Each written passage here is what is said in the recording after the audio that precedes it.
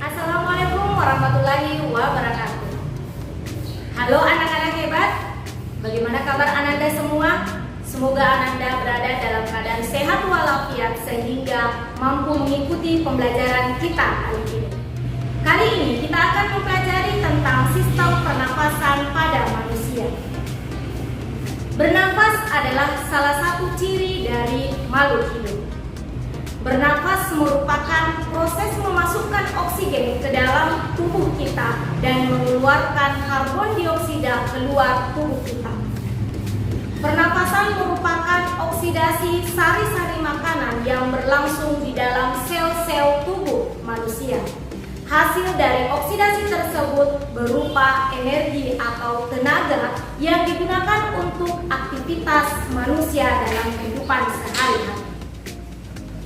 Anak-anak hebatku, organ-organ apa sajakah yang terlibat dalam sistem pernafasan dan apa fungsi dari organ tersebut? Serta bagaimanakah proses mekanisme pernafasan pada manusia? Untuk lebih jelasnya, tonton video ini hingga tuntas.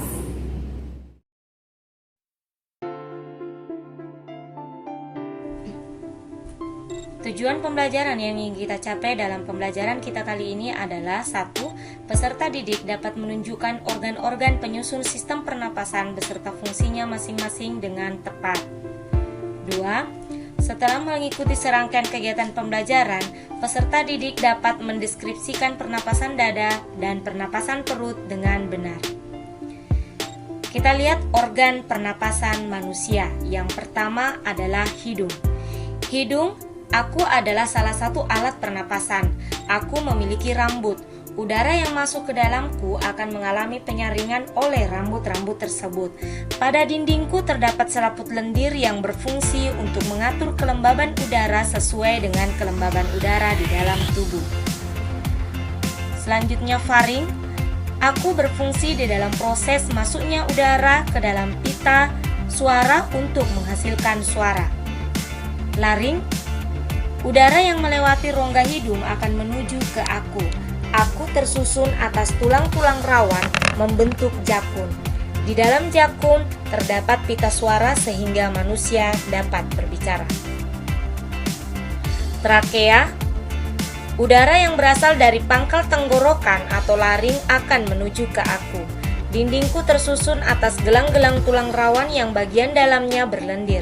Selaput lendir ini memiliki sel-sel yang berbulu getar, fungsinya untuk mengeluarkan kotoran yang terbawa oleh udara pernapasan. Paru-paru kanan. Aku terletak di dalam rongga dada, di atas diafragma. Aku terletak pada ujung kanan percabangan bronkus. Aku terdiri atas 3 gelambir. Paru-paru kiri. Aku terletak di dalam rongga dada, di atas diafragma.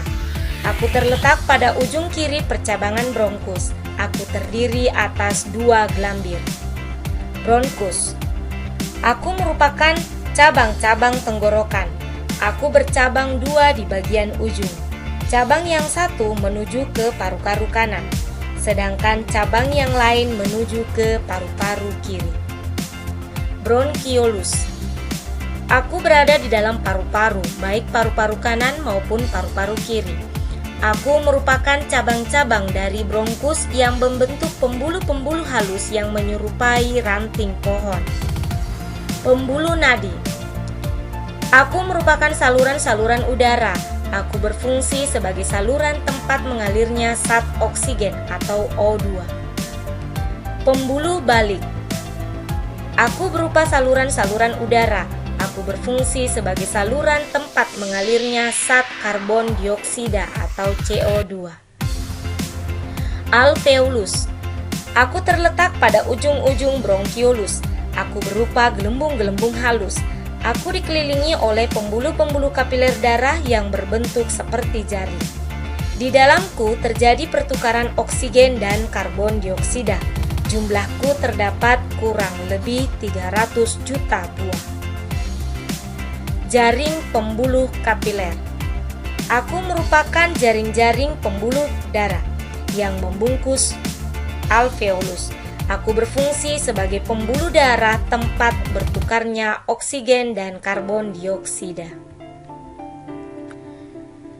Mekanisme pernapasan manusia. Pada saat kita bernafas, berlangsung dua mekanisme, yaitu menghirup udara atau yang disebut inspirasi dan menghembuskan napas atau yang disebut ekspirasi. Inspirasi. Pada saat inspirasi, diafragma dan otot dada berkontraksi, volume rongga dada membesar, paru-paru mengembang dan udara masuk ke paru-paru. Pada saat ekspirasi, diafragma dan otot dada berelaksasi, volume rongga dada kembali normal, paru-paru kembali normal dan udara keluar dari paru-paru. Mekanisme pernapasan pada manusia ada yang namanya pernapasan dada. Pernapasan dada melibatkan aktivitas otot antar tulang rusuk. Saat inspirasi, otot antar tulang rusuk berkontraksi, akibatnya tulang rusuk terangkat dan volume rongga dada membesar. Sedangkan saat ekspirasi, otot antar tulang rusuk relaksasi sehingga tulang rusuk tertekan. Sedangkan untuk pernapasan perut melibatkan aktivitas otot diafragma. Saat inspirasi, otot diafragma berkontraksi sehingga diafragma akan mendatar. Akibatnya rongga dada membesar dan tekanan udara di dalam paru-paru mengecil. Udara dari luar masuk ke dalam paru-paru. Sedangkan pada saat ekspirasi, otot diafragma relaksasi, akibatnya diafragma melengkung ke atas sehingga rongga dada mengecil. Udara dari paru-paru terdorong keluar. Sebagai kesimpulan dari pembelajaran kita kali ini adalah 1. Organ pernapasan adalah hidung, faring, laring, trakea, bronkus, bronkiolus, dan alveolus.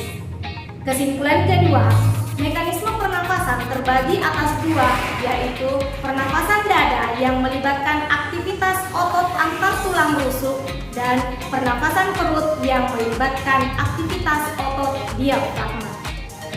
Pendidikan adalah senjata yang paling mematikan di dunia, karena dengan pendidikan Anda dapat mengubah dunia. Nelson Mandela. Demikianlah pembelajaran kita kali ini. Sampai jumpa di pembelajaran kita selanjutnya. Ingat, tetap jaga kesehatan, rajin beribadah, dan tetap semangat dalam belajar. Wassalamualaikum warahmatullahi wabarakatuh.